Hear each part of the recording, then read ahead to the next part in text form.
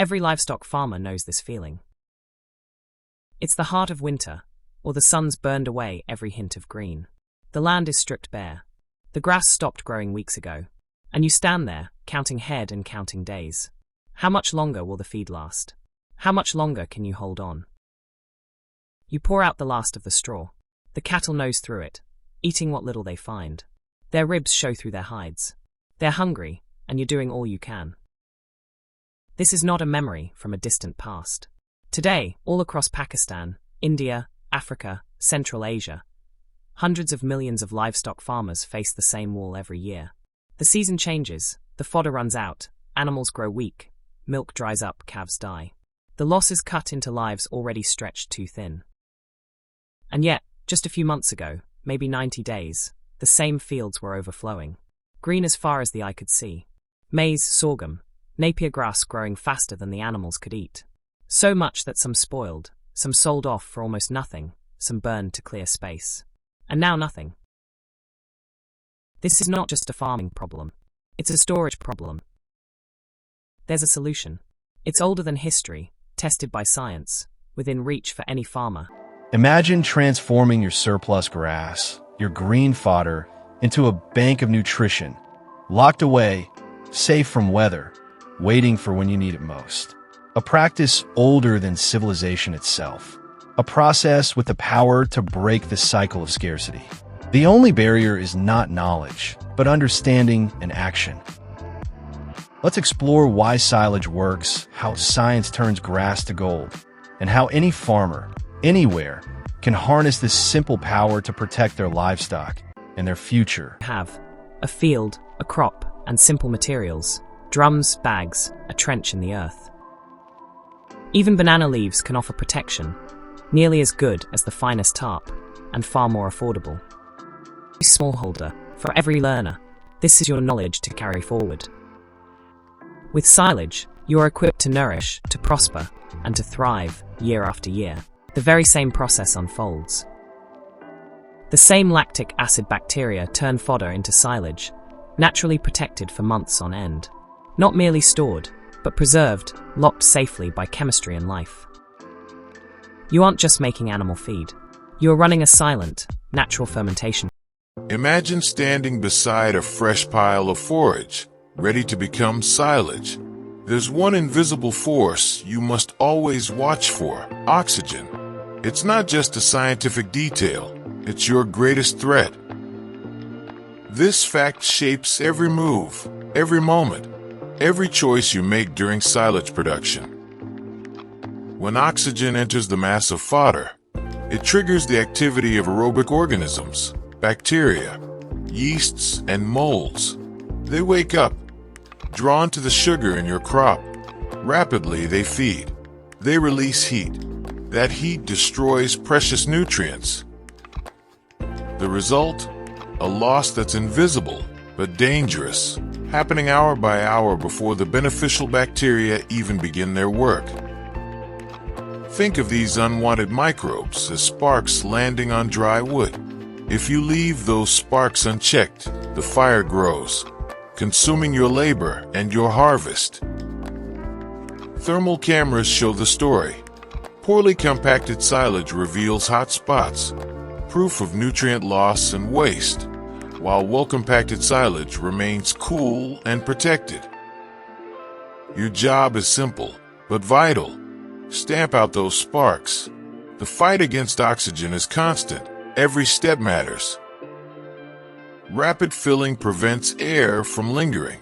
Tight compaction squeezes out pockets where oxygen can hide. Immediate sealing locks out the enemy for good. Make these actions instinctive. The faster you fill, the harder you compact, the tighter you seal, the better you defend your silage against the destructive power of oxygen. Internalize this rule.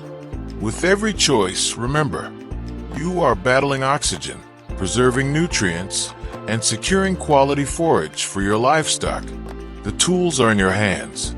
Every action counts. Every sealed silo holds a quiet transformation, one that decides whether you'll have safe, nutritious feed for the season ahead. It starts with the aerobic phase. At this point, trapped oxygen is quickly used up by aerobic organisms. How tightly and rapidly you pack the crop controls how long this phase lasts. Hours, not days, is the goal.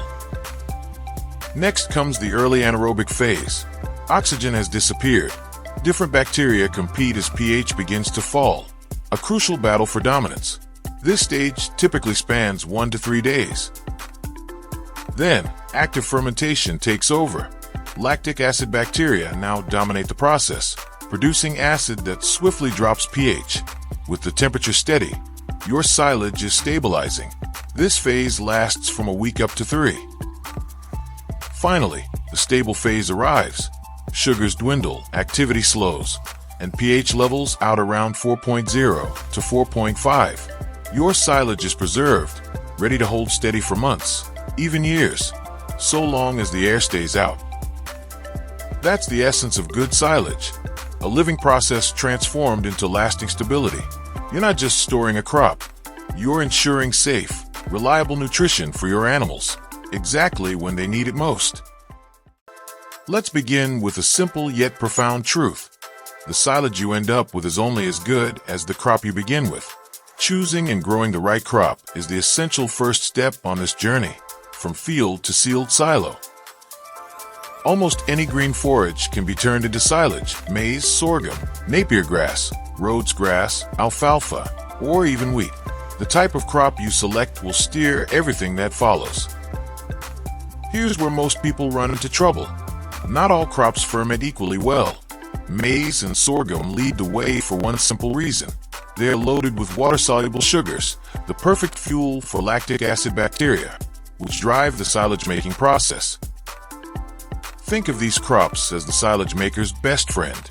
Easy to handle, forgiving of small mistakes, reliable in their results. But what if you're tempted by legumes like alfalfa or Berseem clover?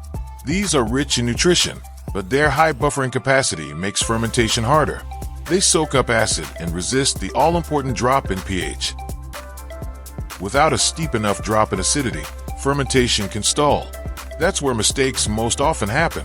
Crops ferment too slowly, spoilage sets in, and all that effort risks being wasted. Here's how you avoid this pitfall. Wilt your legume crop longer before ensiling. Combine it with a sugar-rich crop, or use a lactic acid bacteria inoculant to boost fermentation. If you're just starting out, here's my practical tip. Start with maize or sorghum. They forgive small errors and teach you the basics with the lowest risk. This is the foundation for success.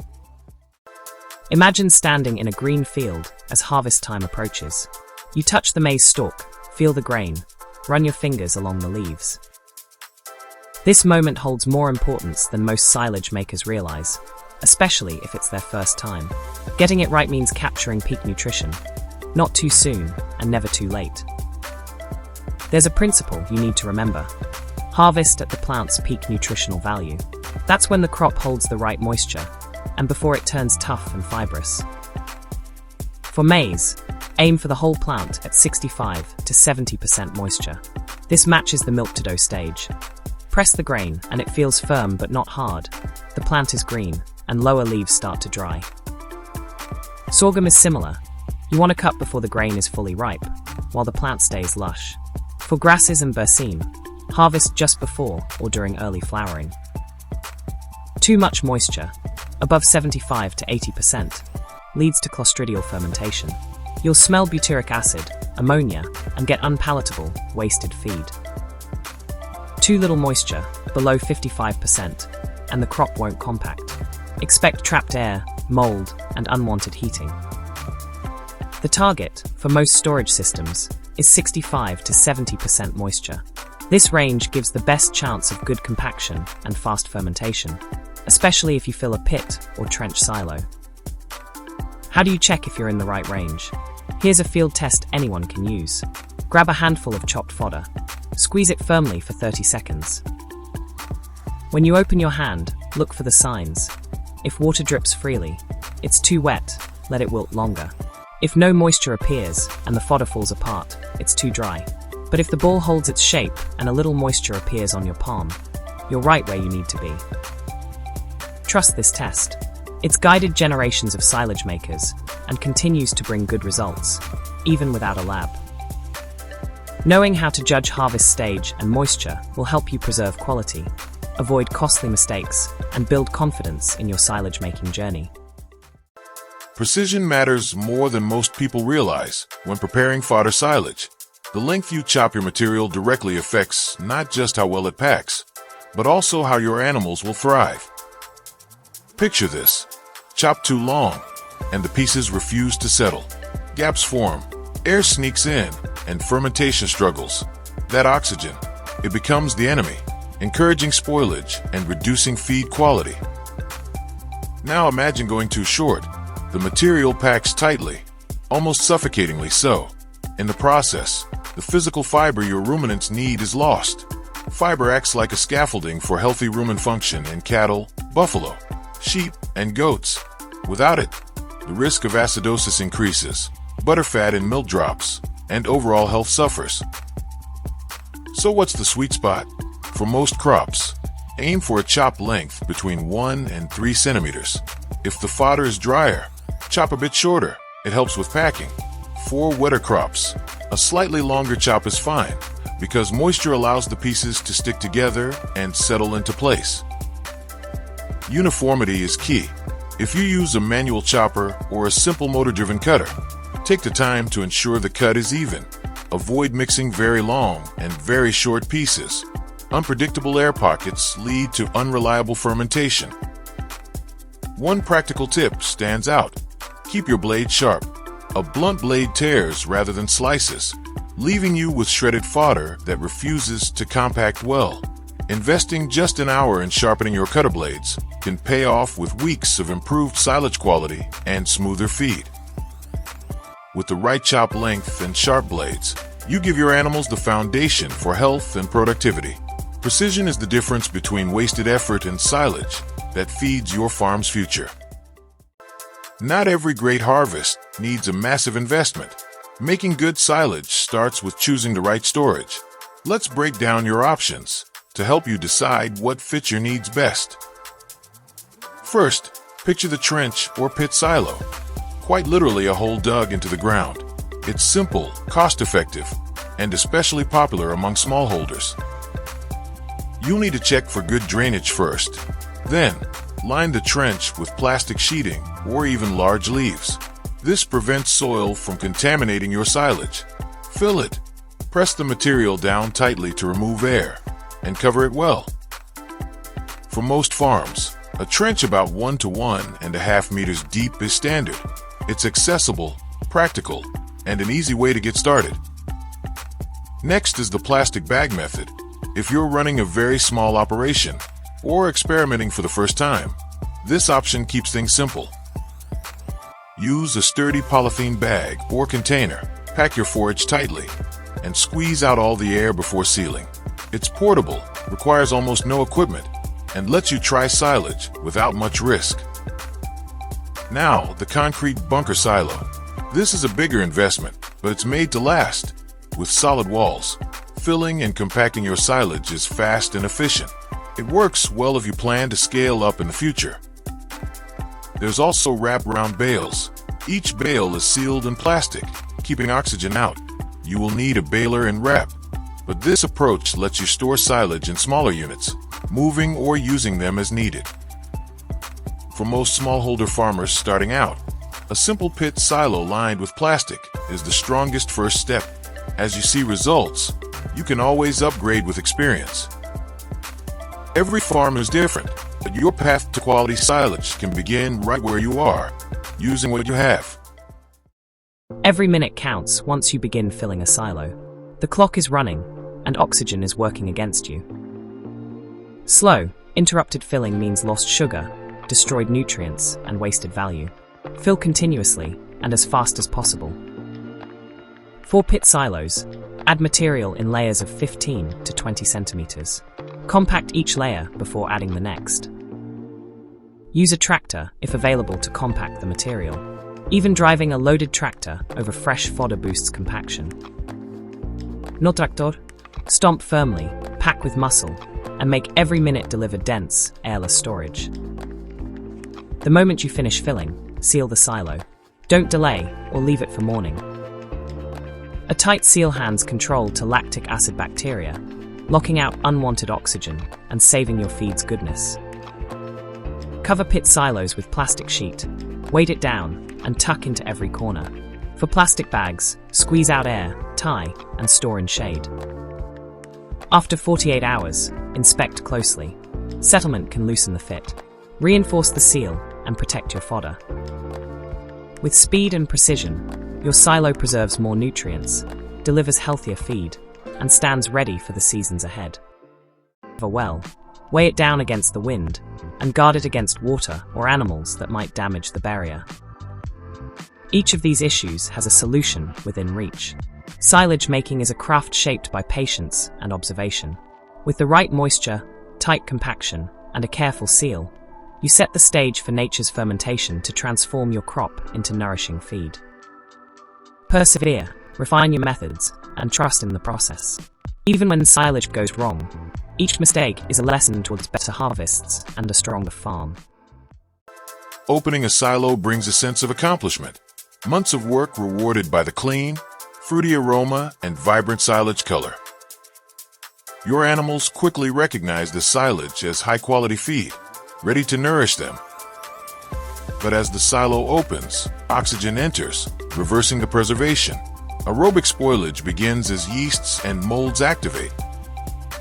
Spoilage causes heating, nutrient loss, and risks the value of your feed. Protect your harvest with 3 simple rules. First, keep a clean face. Cut a smooth, vertical surface, and only loosen what you'll feed that day. Second, remove silage quickly. If it feels warm, increase removal to reduce exposure and spoilage risk. Third, cover exposed silage with plastic sheeting between feedings to minimize oxygen exposure. Good feed-out management is vital. Careful handling preserves silage quality and ensures your animals thrive. With these steps, you're equipped to protect silage quality and nourish your herd every day.